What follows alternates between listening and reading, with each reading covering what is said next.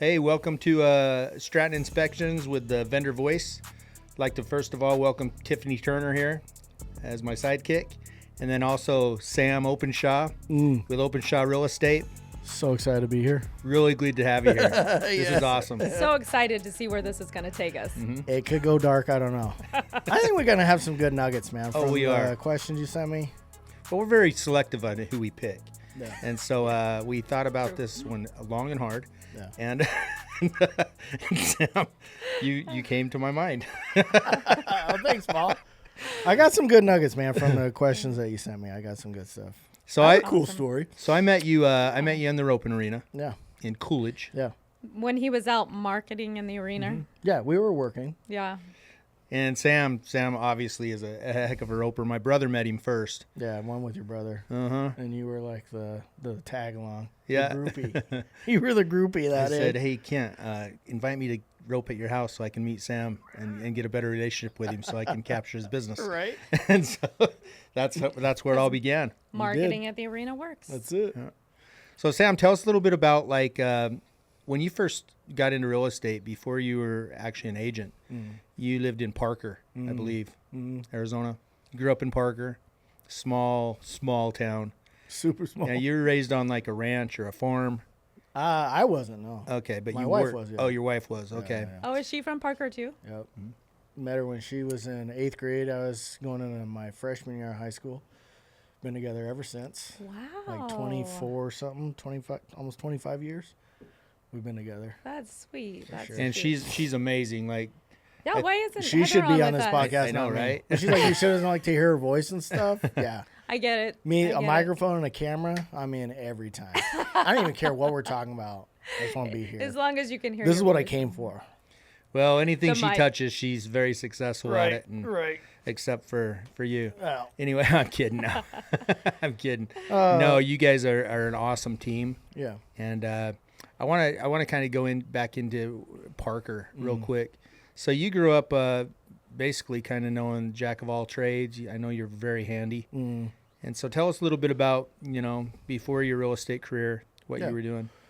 So grew up in Parker, a super small town on an Indian reservation. I think my graduating class was like 133 people. It's crazy. I was like 33 out of 133. So like, what is that, top 25? Yeah. I'll take it. Anyway, I loved it. Like my family, you had what you needed, everything we needed to survive. Yeah. But like all the extra stuff, like we didn't really have that. But my parents did a phenomenal job at not letting us know like how kind of poor we were. And like back then I didn't really like it, but now I'm so grateful and so proud of like the way that I was raised, right? My parents did a phenomenal job. So my dad was a general contractor, and the rule was like, as long as I could pee and wipe my own rear end, I was working. So it was like before school, after school, weekends. I mean, I remember even working on Christmas Day, when I was young. And what's also cool is when I met my wife and got married, her dad, my father-in-law, David, he's an awesome guy. He taught me like the other stuff that like my dad didn't know.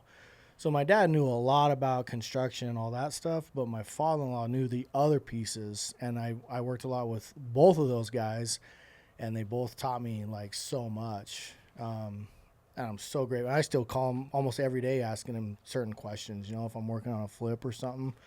FaceTime me and like, hey, you're doing this way. So I learned a lot of like work ethic from them for sure. That's so cool because I know firsthand experience being raised in a small town and being raised with not everything handed to you. Right. It definitely transfers into entrepreneurship. 100%. And I believe that's helped you transition into where you're at today. For sure. Like my dad taught me, like there were goods and bads. There were waves of, my dad had some really good jobs. And then there were times where it's like, summer's kind of slowed down or winter slowed down. And I was like, oh man, we got to think tight this year. But it taught me like the spirit of like the hustle. Like you never know like where your next check is coming from. So there's always that burning in your belly. Like I need to go back to work because I don't get paid on Fridays, right? Everybody gets paid Friday or every other Friday. I don't get that. Right. So if I stop selling houses or whatever, I'm not going to get a paycheck. So that keeps like the drive going. But like real estate, so like what, 8 or 9 years ago, Heather got diagnosed with MS, and we didn't know what the problem was. Long story short, you know, she lost a lot of feeling and like able to work like her legs, basically her belly button down. And she was in the hospital a little over a week. Doctors were like, we don't know what's wrong with you. She's freaking out, looking at me like, what's wrong with me? And I'm like, I'm not a doctor. I have no idea. I didn't tell her that, right? But we had our first kid. He was 3.5. Our second kid was only like 6 months old. My wife couldn't even hold him, couldn't walk with him, you know. We don't know what the future holds. I'm like 30, 31 at the time, still a kid myself. Like, I have no, I should not have had kids at 30 years old, man. I'm not responsible for that. But like that's her story, and I'm along for the ride with that. But it was very cool because like something clicked in both of us that day during that time period. It was like, there's a different respect for life. There's a different aspect of what you should really be worrying about. And then there's a different outlook on life as far as like what we got to go get. Because a lot of people, things happen to them. You know, like I got a good buddy who we did that roast for, right? He found out a couple months ago he's got cancer, right? He thought it was a sinus infection, goes in 2 days later, he's got some crazy unknown cancer that like 40 people in the world get a year, and he's one of them. If you ask him right now, hey man, did you think this is going to happen to you? No. Nobody ever thinks, oh, that can't happen to me. That won't happen to me. It won't happen to you until it happens to you. Right. Yeah. So when we got woken up with like the MS, which, you know, gratefully she's doing really, really well with it, but it could have been worse. But what we learned is like, man, we got to hustle, because although people think that they're comfortable, you're not. 99% of the world is not ready for a big thing to happen to them, because we don't think, oh, we won't get in a car accident and be paralyzed, or, you know, have some mental disability or get some crazy disease. Like, are you ready for that? And we were not ready for that. So there's definitely a fire that burns inside. You always go back to that point. Like, I don't know when my wife will have like another episode and then she won't be able to walk. So it's like every day when she doesn't want to work out or when we don't want to do something, it's like, well, tomorrow we could be in a wheelchair, right? So we better go do it right now. So there's not a lot of like downtime. Were you guys in real estate together at this time? At that time, no. She was in real estate. She had just quit her job like a year before that. Wow. She was nervous about that. I wasn't. Like, Heather's the type of girl, when she worked a corporate job and she had a day off during the week, she got so much done. Like, she is such a self-starter. She is. I was not worried at all. I was like pushing her, like, when are you going to leave? Like, when are you going to quit? And she's like, no. And I'm like, you got to quit. At the time, she was making like 45 grand. It's easy to replace 45 grand, but if you keep working up the ladder and you're making 150 grand, it's harder to replace that, right? I had a good, comfortable corporate job that I thought was safe and stuff. So I had the insurance and all that. So she quit her job and built a real estate company. I worked in corporate for like 12 years as like really top manager. It was great. I loved the guys that I worked with. I loved the job. But as corporate gets bigger, there's corporate politics. Right. There's like, you want to get something passed, you have to like play the game like, well, I have to go, you know, figure out if this guy's mad at that guy. So then I need this guy to tell that guy an email. And like, it's so much drama. And the day that I wrote a check to the IRS, that was more money than I made in a year there. Like, we reevaluated stuff. Wow. And one thing, so Heather has a business coach, and I highly recommend anybody, if you don't have one, get a business coach, like a life coach. But hers asked, so the reason that I stayed at corporate was because we thought like insurance was just insane. Like private insurance, you always hear like, oh man, it's just crazy expensive. Right, it feels safer too if you know. Yeah, you feel safe that you're a corporate, and the higher you move up, the people trying to get rid of you have more pull at HR. So it's easier to get rid of like a top level manager than it is like a bottom floor guy, right? The guy sweeping the floor is very hard to get rid of. It's top managers, they're a dime a dozen, man. So she's got this life coach, and I'm sitting here just hating my life at corporate. I mean, looking forward to Fridays. Like, Friday's a holiday. Sunday night blues, like, I don't know if anybody's ever had those. That's a real thing. Like, Sunday about 6 p.m., you're like, oh, how's it Sunday night already? Yes, How's it just tomorrow Monday? sucks, right? I mean, I don't know. I thought I was the that's- only one that had those. Really? I used to. I don't have them That's anymore. crazy. Like I have Sunday night Like, excitement. mine's good now. That's Yeah. me too. It was Sam. when I I'm worked for excited somebody to go else work You don't that have I to say had that those. because Paul's here. So anyway, so like I'm sitting here just like hating life at this corporate job and just wasting your life away, looking at the clock, going, when is it 5? When is it 4? Like looking forward to lunch. Like, oh man, when can I finally clock out and go to lunch? Right. Yeah. Well, her coach said, have you ever even looked into like insurance? Because we were both really healthy at the time. I'm still somewhat healthy. And she's like, no, I haven't. So anyway, we have a really good friend who's an insurance broker. So we reached out to her and was like, hey, what's this insurance going to cost? She come back with some crazy number, like $200, $300 or something like that. I was paying more at my At corporate your job. company, yeah. Right. Yeah. So my deductible is a little bit higher, but my monthly payment is actually lower than it was at the corporate job. And she's like, okay. So once I wrote that check and then like found out how much insurance was going to be, I was gone, boy. I put my 2 weeks in. I studied the real estate exam and did not look back, man.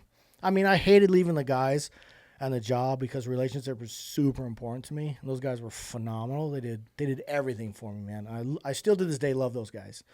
But do not regret leaving a corporate job at all. Well, that's what's interesting is the lessons you learned and then were able to apply to getting into the real estate. Because had you not been through what you've been through, hardships, climbing up the corporate ladder, experiencing all that, it may not have prepped you the way you need to be prepped for 100%. this new venture. Like, I'm glad that I took the time and I went the route that I did. Like, definitely no regrets at all. If there was one, it's that I didn't leave sooner. Right. But again, like you said, I think there were more experiences Timing stuff is that I everything. have to have. Yeah, exactly. That I had to learn in order to be successful at like my next path. And I mean, still to this day, there's a couple people that the reason I left were because other people that were there. And still to this day, they don't know like how much like hatred I had for those people, but how grateful I am for them now. Right. That one of them I still to this day like talk to. Like we were friends, but at the time, like I didn't like him because he was out to get my job, you know. So he Yeah. was starting stuff and trying to blackmail the whole thing. Like it got nasty. Right. But I look at him and I think of him almost every day, and he has no idea. Because if I was still comfortable, I would still be down there making my 120 grand, working 9 to 5, hating Sunday nights. But if it wasn't for him making my life miserable, I wouldn't have moved. Yeah, Right. true. It's like a horse, right? They get away from that spur. That dude 100%. was my spur, right? Like, and he kept jabbing me in the side every day. I was like, I hate this place. But still to this day, I pray for that kid. Like, thank you, dude, that he was so uncomfortable to me that I freaking left. Right. You finally had to get uncomfortable enough to 100%. get off the nail or get away from Yeah. the spur. 100%. But you have to get uncomfortable. Like, that is a pathway to success. Like, Right. if you stay comfortable, you're never going to get where you want to go. Like, stay comfortable, you're going to have an uncomfortable future. Be uncomfortable, you are going to have a comfortable future. 100%. And that's the funny thing is I feel like complacency, when you become complacent, you become more undecisive. 100%. And so it literally, you become like, you just stay where you're at and become paralyzed. Yep. And you can't. Well, you die. And you die. Yeah. That's exactly. that's what dying is. If you're not growing, you're dying. Yep. Yeah, so you should always be pushing the next buck. So what's the best part of working with Heather? You guys have like such a Oh good my thing going God. on. So it was hard. It was hard at the beginning, for like multiple reasons, right? And a lot of them were like, I guess like my selfishness or like insecurities, I guess. So like so in corporate, and I'm not bragging. I'm just being real. Like I was super high up. I was on like global meeting. There were people in Germany that were looking forward to hearing from me and what I had to say and stuff. So I had dudes like all over the globe that knew me. Then I quit that corporate job and I come to like the small real estate office and like And Heather's the telling you what to secretary do. at the front. Yeah, well, the secretary at the front door doesn't even know who I am. Like other agents in the office have no clue who I am. And like when people would come to my office at the con facility, it was like, hey, where's Sam? Where's Sam? Where's Sam? I need Sam. I need Sam. I made all the decisions. I did everything. But here it was like, hey, you, where's Heather? I'm like, I don't know why. Hey, you. Like, what do you need? Oh, I need her to, like, should I do this or this? And I'm like, well, I'm her husband. I can help you. You're her husband? No, I need Heather. Like, where's Heather at? And it was hard for me to like because swallow she's been that. around, built up a reputation Exactly, already. and she's done a phenomenal job. But it was hard for me, like, You had to to leave swallow where some I've been. pride. A lot of pride, Yeah. a lot of pride. But now, like, everybody knows who I am over there now, Yeah, right? But yeah. Who It took doesn't time, and it understand? was hard. It was hard making like the jump. Right. So people think, oh yeah, man, just make the jump. It's easy. It's not easy. It's hard, but it is worth it. I guarantee it. Just freaking jump, man. If you're not happy where you're at, promise me you will quit tomorrow and you will jump somewhere It's a else. leap of faith. Yes, you have Totally. to do it. Have to do it. But working with your wife, like, you need to have, or your spouse, you need to have like very defined like roles. And we both have coaches, and they were both kind of telling us the same thing. Like, you gotta, like, Heather's in charge of this, you kind of in charge of this. Obviously, I got to ask her permission still for everything. But, no, I'm But kidding. stay in your lane. Yeah, you kind of like stay in your lane, but you work together. I mean, I'm with her like a lot, but there's nobody else like I'd rather be with, you know. Yeah. I know like most couples can't do that, but you got to know like each other's like strengths and opportunities, and like hopefully like my weaknesses are like her strengths, you know, and that's something that she can Right. do. Like, she's very good, like, organized day-to-day type stuff. You know, a lot of the, you know, operations where I'm, like, a people person. I'm, like, the sales guy. I'm, like, I go kill the fish or kill the cow, and then she, like, cooks it and butchers it, right? Like, I don't do, like, the day-to-day stuff. I'm, like, a high-level thinker guy. I'm always thinking of a next big project to do, and then she, like, executes it. But that's how we, like, You that's guys how we balance work. each other out 100%. really well. Yeah. But it's not easy. And then what's cool is when you throw like your mother-in-law in the mix, it just makes it even easier. Yeah, so we have a staging company that she runs, and then she'll run like one of the resorts for us in the summertime. And now we got her up in Washington at our feed store because the feed store is not doing very good. So I need somebody like I could trust, boots on the ground. So Right. my mother-in-law's Okay, up so you're there. touching on one of the questions I had because I know you're involved in more than just real estate. Yeah. I know you have some property Yeah. vacation spots. So talk a little bit about that because I know you've got multiple Yeah. income coming in different areas. So when you're like self-employed, you don't have a 401k, right? I don't have a retirement. So like my retirement is in real estate investments. So we always thought like the way to go was buy a bunch of single family houses, rent them out, keep them long term, like never ever ever ever sell a single family house, right? So we did that. I don't know. We accrued, I don't even know how many we have right now. I would guess 12 or 13 down here in like the greater Phoenix area. You probably net $200-300 a month, and then the person's just paying your mortgage down. When COVID came and the 2.5% interest rates came, we refied everything, pulled all the cash out we could.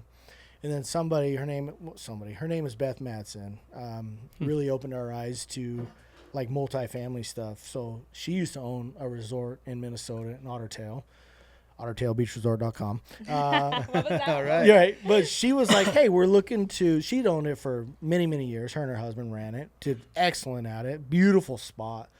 Called someone one day and was like, hey, we're thinking of selling this resort. You should look at like our books, come look at the resort again and stuff and buy it. And I'm, okay, never thought about that, right? So somebody introduced us to like bigger thinking. So we looked at it. We sent the books to like our accountant, our attorneys and stuff, and was like, hey man, what does it look like? And they were dumb enough to give us money, like a loan for it. So we bought it, right? Beth and Scott really kind of held our hands the first couple months, kind of got us running. But once you bought one, you realize kind of like how easy it was. Right. And how like lucrative it could be, even in the long term.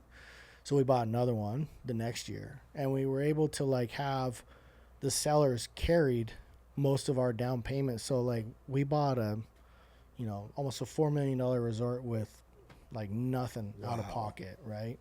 That's amazing. Yeah. And like the long term is in the real estate play. Like, yeah, it's a business and it runs and it does okay. Well, it's a residual income. Exactly. A little passive income. It is okay.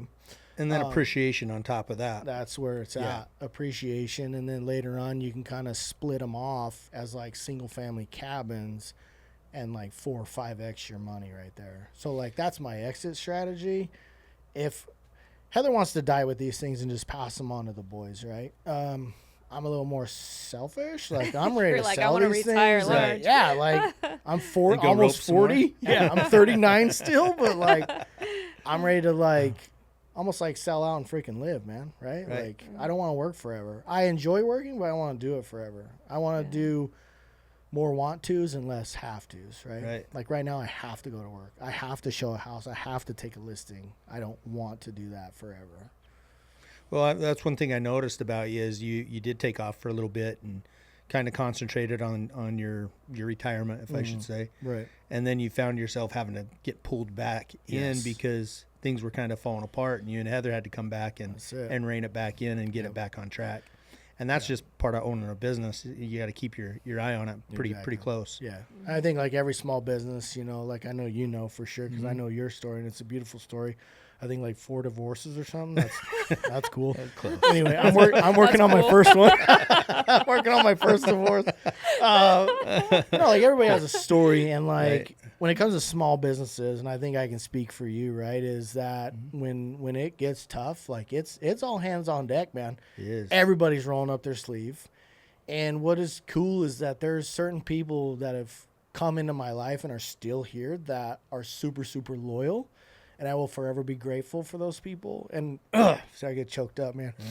But like, I will take care of those people when I make it big because they were there when I was small and they helped me out. That I will forever be grateful. And I have plans for those people. They don't know what those plans are yet, but I have big plans for those people that are like that were in my life when I didn't have anything. Right? Yeah. Loyalty goes just a long way. Like people you can count on, and people that are going to be there. Like. When it sucks, when you don't have nothing. There's a lot of people that are going to leave you. 100%, man. Oh, you don't have leads for me? Or, oh, I can see that this business is going by the wayside. I'm jumping ship. But there's 2 people that'll stay, and you keep those people. Well, it's interesting because I've witnessed this with you firsthand. You put on a fundraiser for a gentleman. You talked about him earlier that had cancer.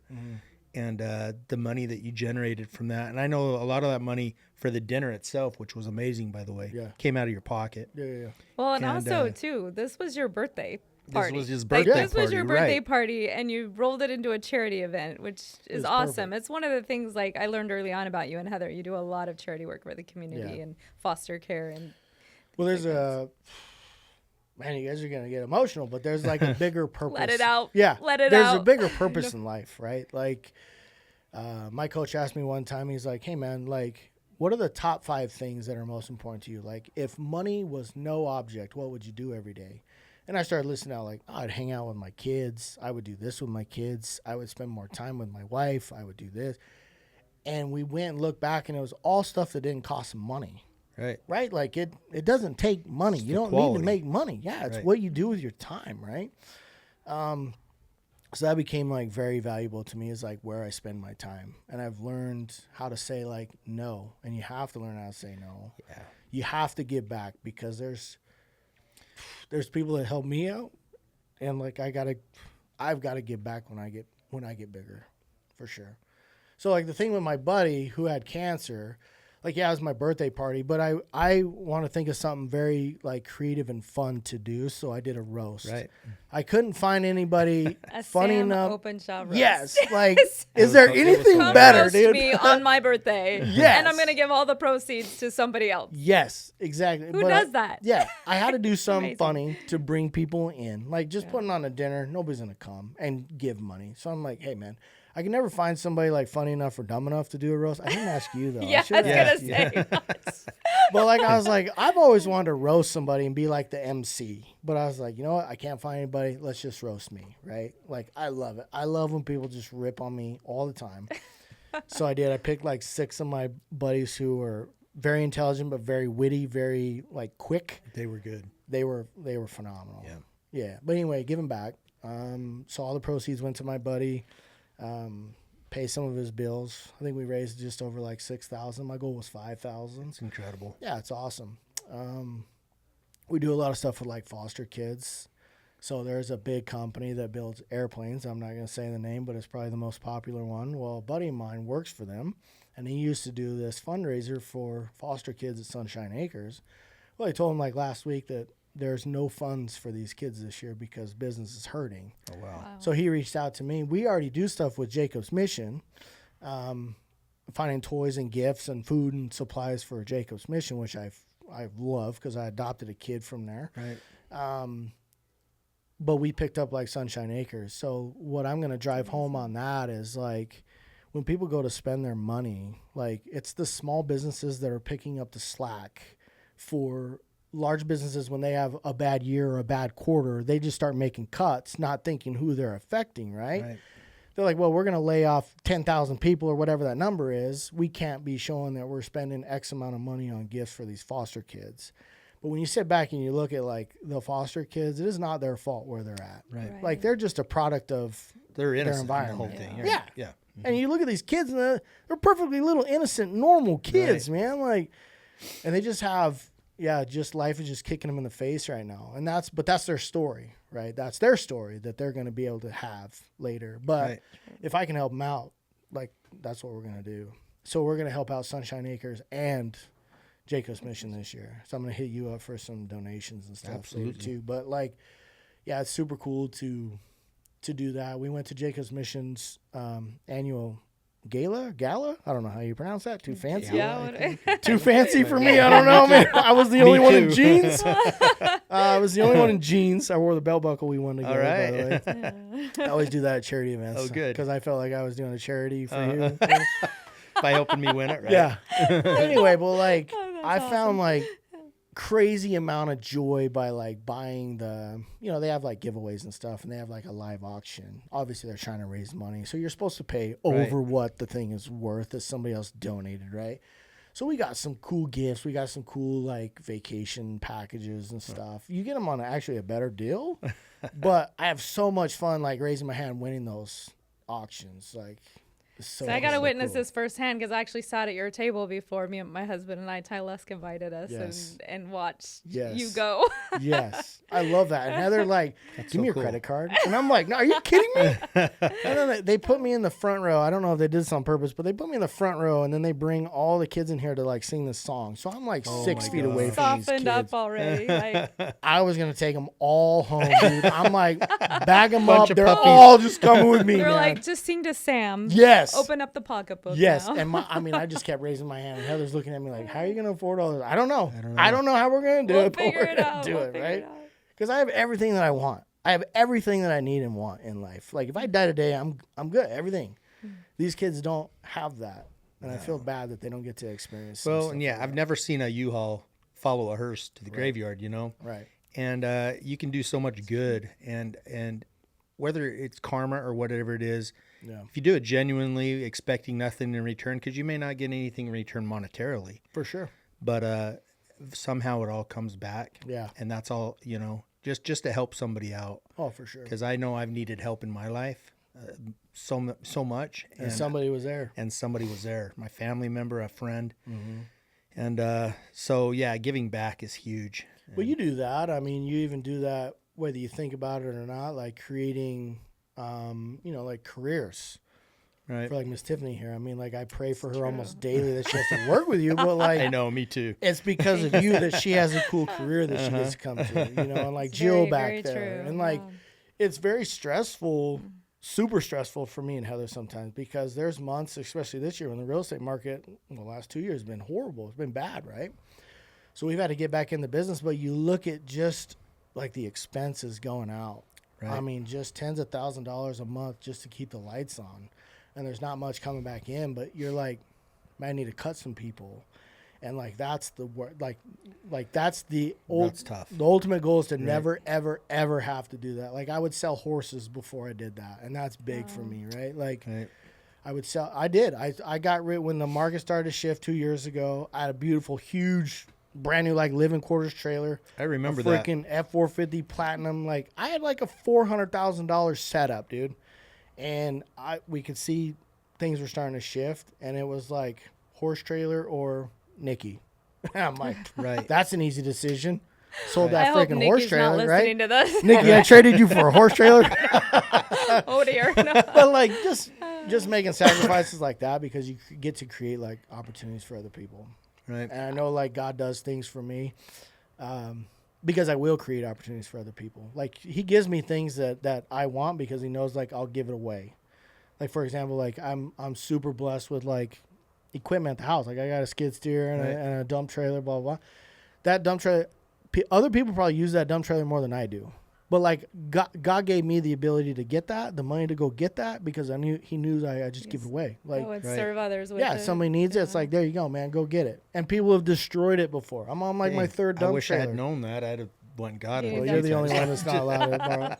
You have a Chevy. I don't know if it could pull it. Oh, you're right. But no, just He gives you things because in turn you're gonna turn around and give it back away, right? And serve others And with it all works out. You gotta serve other people. So we wanted to ask you also a little bit about your hobby, which we've talked a little bit about roping. Oh, And Yeah. I thought being a dad. I thought that was my well, that too. You know, you are a heck of a dad. I've watched that too. my Pretty poor incredible. kid, my poor boys. Dude. You guys some good Anyway, kids. Yeah, no, I love them. But a little bit about roping. So I know you're a roper. That's how you and I met. Yeah. And we've actually won some things together, and it's been a blast. Mm-hmm. And I kind of want to tie that into teamwork, because we're team ropers. Love it. Yeah. You know what I mean? And so looking at roping, how has team roping, kind of, I don't know, how is that a parallel to your career and what you're doing now? There's so many cool things, and I hope my wife listens to like this section of the podcast for sure, because she thinks I do it just like because I'm addicted, right? Like Right. I say passionate, she says addiction, like, right? It's all subjective. I had to go win another buckle. Yeah, exactly. Like I win some money every now and then, right? I love team rope for many, many reasons. One, like you brought up the team aspect, right? I'm a people person. I love being on a team. Always been on a team my whole life. But like working with somebody else, like side by side, like you're both in the grind together. You're both going to win together. You're going to lose together. Right. Nobody ever blames it like on the other guy. And what's cool in team roping is like your competitors are going to be the first one to jump in and help you out. Like I love that about team roping, like the Western culture. Like, bro, if my rope was jacked up, or if my stirrup because I'm fat blew out, Your stirrup came off. I guarantee if I went True back, story. Are we bitter about that? yeah, we are. I Keep roped that bringing it- steer, you're man. gonna We bring were that gonna up? win. We were gonna win. But like if I went back and said, "Hey, man, I need a stirrup," like I'd have 20 stirrups thrown at me. Like, here, man, use mine. And no, I'm going to try to beat those guys. Right. I love team roping for the fact that most of those competitors, those cowboys, they're good people. They're self-made entrepreneurs. Humble, patriotic. Yeah. Yep. Everything, American and, Christian. They believe in God. Like, we still pray before a rodeo. Right. That's freaking huge, man. The camaraderie, they're willing to help. I've built some phenomenal relationships through team roping. Like, if I went back and I said, okay, if I pick, like, my top 10 people that I know in my life that have impacted me, I bet 7 of them are from roping, for sure. That's Totally. 8, I guess, if I you count, want to count me. 11. But yeah, you just meet some really cool people, and I love it, man. Well, it's interesting because even just the aspect of, you the way you both perform, the way you come out of the barrier, the way you ride, the way you throw, the way you handle a steer for your partner, everything transitions into teamwork. Exactly. And that's how it is in business, And sometimes things fall apart. That's just the way it is. But what do you do? Yeah, but you don't point fingers. You don't point fingers, and you get back in the barrier and you rope. Exactly. And so that's always been kind of a parallel for me in business. Like, how can I be the best teammate, Exactly. in my failures and in my successes, and in their failures and in their successes. But in the And successes, you take a picture together holding the same check. I know, right? Never, like, if our team does good, our whole team does good. Yep. Like, if you notice, if you look at, like, our team pictures, if you look at, like, interviews or articles or whatever that are written about us, like, in the team picture, like, me and Heather are in the back, or we're in the side. Right. You look at some team pictures and, like, the team owner or whatever is, like, front and center in a bright red shirt or bright red dress, and you're just like, well, look at me, and you're bright like, red dress. no. You're 100% right. I love that. I'm in the back, man. I don't even want to be in the picture, right? Like, those people on my team, the people on my team are the reason that I have a lot of things that I have, is because, like, I support them, they support me. We're a team. They're a header, I'm a healer, or whatever, right? Like, we all win together, we all lose together. Right. That's very much. And it's not Paul's about mindset. just you. It's like you can only go so far alone. Exactly. You've got to have the right teammates, the right people by your side, Yes. And that's what really makes it successful, because Yeah. success, I mean, you get hurt or you get sick and you're alone, Yeah. you're not going to be too successful. Mm-mm. And so really it is about everybody and not just one individual. Yeah. The more people, the better. Yep. The more people you get on your team, and then like you support them and you build them. Like a lot of people, my coach talks about that. He says, like, Sam, people don't leave teams. They leave owners. Right. They leave managers. They leave leaders. They don't leave like the company. They leave because you. Right. So like Tiffany, for example, like your vision or your world or whatever is big enough to fit Tiffany's in there. That's why she's still with you. Right. I'm going to try to steal Tiffany after this. I mean, she's going to have Don't an even Openshaw think about shirt it. on in no time. I had the hat on already, so She's halfway there. we can talk. Well, I've told Tiffany over and over again, I can't believe, back when she first started with us, how patient she was, and I'm still surprised she's here, but Right. we've come so far, and when you build Yeah. a good team like that and teammates, man, it sure is nice to go to work and you actually have fun. Yeah. And you take care of them. They take care of you. 100%. I mean, you post them up. I mean, we talk about our agents more than we talk about ourselves. Right.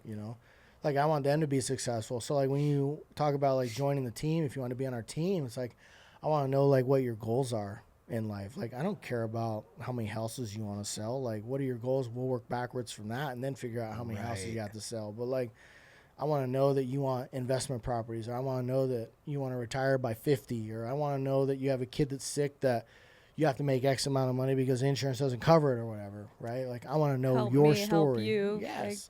Yeah. Because like I use real estate as a vehicle to get me like what I want. I mean, like, yeah, we're good and we make good money, but I don't walk around with like the brand new stuff. It's like you get a certain amount, we go buy an investment. We get a certain amount, we start a business or we buy a business, one that was failing, and we're able to pick it up and hire more people, right? Like my goal is to just have hundreds of people. Yeah. Right. I think you guys are very similar in that, and I know, like, I've witnessed Paul losing sleep over, like, what's the economy doing? I have this many employees. I'm responsible for putting a roof over their head, food on their table. I've lost sleep over it too, which I'm not sure why, but yeah, he's always mindful of the team and how do we bring more business in for the team, which is throwing me in the marketing role. Go out and like make sure we're able to keep everybody busy. 100%. So. You have to, like, it's stressful, but it's a good stress because that's part of like the Keeps it burning. going. Right. Yeah. And it takes not both. being complacent. It takes business owners and it takes workers. It takes both. Exactly. One's not above the other, really. Right. I mean, it's both that have to work together. Yeah. It's not the Paul Stratton show. It's the Stratton Inspections team. That's right. Exactly. It's the team. Exactly. 100%. So our podcast is called The Vendor Voice, and why we're on the whole team topic of having a team. What's it look like for the Openshaw real estate team, like surrounding yourself with your vendors, like who you, I mean, I'm not probably wording this right. How do you like the So like, who you surround yourself matters. And your team, we just talked about a team, and the reason we called it the Vendor Voice is because we want to bridge a gap between vendors and agents and how we can better serve each other. Yeah. And because we've gone to so many events where it's just vendors over here, agents over here, and I think vendors kind of feel like they're vultures, and agents probably feel like vendors are vultures. But how do your vendors add value to you and the Openshaw team? Yeah. So like the way we look at a vendor is you guys are so valuable. Like, I hate to tell you that, especially you, Paul, on this podcast. We know. Just kidding. But no, like, man, there's so many different things here. Like, you said it yourself, like, relationships are so important. Like, you show me your friends, I'll show you the future. Right. You show me your vendors, I'll show you the future of your business, right? Like, we look at you as an extension of us. So I know I don't even go to inspection wrap-ups anymore because I know the Stratton team is on it, right? And I'm just using you as an example because you're handsome and you're right here in front of me. But like when we call and say, hey, when I recommend, because I can't force my clients to use you, but it's like, dude, we always use Paul. Right. Stratton Inspections. Sometimes like I'll tell them your story, like high level, like what you guys all do and what you're about. And then it's an easy like, yeah, we'll do it. And then I know and I trust that you guys are going to get it done. And as long as you get it done, then like we don't have any problems. Like you go about your business and you take care of my people because you're basically on the Openshaw team is the way I look at it. Yes, you have your own business and you have your own team, but really it's Stratton / Openshaw Real Estate Group on the hat. When I say we're representing you, You exactly, and we very much feel like that when we're talking to our team about how we do inspections. It's like we're a part. They trust us. We're a part of their team. As long as you like keep it that way, like I am very valuable. Like if I ruin this deal, I could not just ruin one deal for the Openshaw Group. I could ruin that whole potential that customer would have forever. Right. So our vendors, and it's hard to be a vendor with us because I'm so loyal, right? Like and you, when I first met you, we were using another inspection group, and I had told you like, look, man, I'm a very loyal guy. So it's up to this guy to screw up, but once he hiccups, then you're the next one in. But I'm just not going to cut somebody just because whatever. Right. And they ended up doing it, and then you were a shoo-in, and I'm going to be with you forever until you screw it up, right? But like, you guys are so valuable. The relationships that you have and the vendor relationships you have is insane. And I know you work for other real estate companies, and good for you. That's fantastic. Right. And I've always pitched you to other people, but I just know as long as you take care of me, like I'm the only one. That's all that matters. Well, you had said that that we're an extension of you, and really it's the other way around as well, because at the end of the day, your client's going to be calling you if something goes wrong. Right. You're the face of that. The Openshaw team is the face of that transaction. Yeah. And if we screw something up, it's on you. You know what I mean? 100%. And so we just want to be a good extension to you guys, as agents, and represent you, in a manner that your agents or your clients actually are always going to call you back and refer you.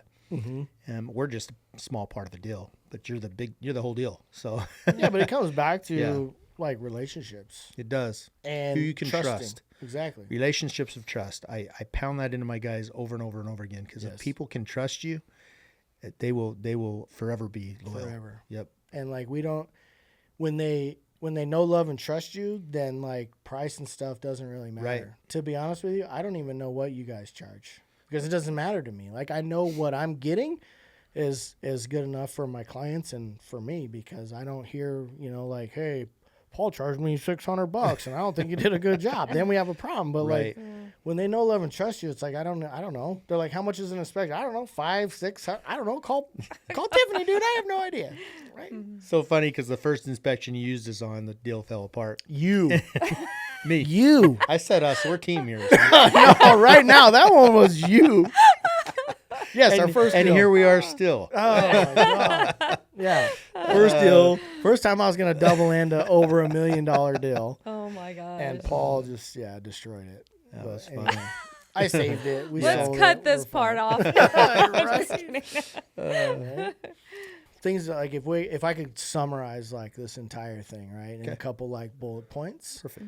Is I think relationships and who you keep as company, not a company, but who you keep in your circle. Yeah, in your circle is so important. So important. Like success is very basic, right? Like say please and thank you, show up on time, do what you say you're going to do, hang out with the right people. So hanging out with the right people is tremendous. Giving back when you are successful is even more tremendous, because somebody helped you, you need to pay it back twice. You need to help 2 people out, right? Because that's what makes the world go around. You need to keep your faith in God, right? Like he's number one. Doesn't matter who's president, right? It doesn't matter who's running the country. Nope. It doesn't matter what's going on in the world. God's going to take care of you, and he's going to win at the end of the day. So you keep him first and foremost. That's what's cool. There's a TikTok guy that I follow, and he like interviews these millionaire and billionaires, and like 95% of them are like, pray about it. Like, believe in God, man. Pray about it. Believe in God. Keep the faith. Oh, business? Yeah, then I sell this and I do this. But it's like, oh, no, man. You got to, like, God controls everything. Like, it ain't your business. It's God's business. He's just using you. That's who you need to trust. Yeah, he's using you to work his business to create opportunities for somebody else. It's not your business. And my coach, he told me that. He's like, because I was so frustrated at the feed store thing. And I'm like, man, this thing sucks, dude. I hate it, blah, blah. And he goes, what's funny is you think it's yours. and brought me back to reality. It's like, Wow. it's not yours. You're working for God. You're doing what God wants you to do. God's trying to tell you something. When you're in like a dark place or feel like you're getting choked out, nothing's going right, he's trying to teach you something. He's trying to open your freaking eyes, pray about it, and be like, what are you trying to show me? Or what am I trying to learn? He's trying to make you better. Right. Because he needs you to go the next level so somebody else can go next level. Like, he's not 100%. getting mad at you. He's humbling you, and he's trying to tell you, like my buddy at the con place. He was such a pain in the ass that I left. God was using him to tell me that I needed to quit, because if I was there, I wasn't going to create opportunities for other people. So I quit, and I've started all these other businesses and stuff, and I've created even more opportunity for people. Well, and God I love uses that. you to bless others as well through employment or whatever that may be. 100%. Mentorship, Yeah. all of that. So 100%. It's basic. Another thing, like, just invest in yourself and invest in other people. When you got good people, keep them and blow their world up, man. yep. Invest in yourself, invest in real estate. I mean, make money, but give it all back. Like, Right. you can't take it when you go, right? Can't. Have fun with it. If you don't like where you're at, quit. Promise me you'll quit. You'll do something else. If What? you want to be a realtor, quit. Come on my team. Give me a There call. you go. Bring the leads with you. 100%. 100%. No, we'll teach you. Make your world bigger for sure. Well, we appreciate I you love coming that. on, and I love you, Paul. so Tiffany, thankful. thank you guys. It's Thank awesome that you. you do this. I hope the 3 people that listen to it got something out of it, right? Hi, Each Mom. one of That our would be moms. us 3, right? All 3 moms? Yeah, my mom. I love it. I knew it was Yeah. going to be fun to have you on, and I felt like Yeah. I'd probably just be in the way because you guys could just have conversations. Oh, and no. I've been in the background when he's been on the phone with you before, and I'm dying laughing. Well, I apologize for that. So I funny. No, it's all good. You It's got to all tell good. me when I'm on speakerphone, for sure. He's gotten better about warning people. If I'm in the truck with him, he's like, keep it clean. Right. Keep it clean. Keep it clean. Tiffany's I got in. Tiffany right Tiffany's here. in the car. So, Sam, this has been an awesome podcast. I've had fun. A lot of people are going to watch it, and because you're on it. I hope Thank you, so. thank you for being on it. But if somebody wants to get a hold of you guys Yeah. and reach out to you, how can they do that? I would do like OpenshawRealEstateGroup.com. You call me on my cell phone, 480-826-4242. Sam at OREGAZ.com. I would love to talk to anybody about investments. About if you want to stay at our resorts, call me and I'll tell you how to get to the resorts. If you want to buy a business, flip a business, buy a house, flip a house, whatever. I'm the utility guy, man. Call me Right. for Do anything it and all. everything. Yeah, love it. Right. Okay. Well, thanks for coming on. Yeah, thanks, Paul. Thanks, Thank Tiffany. you. Yeah. Thank you.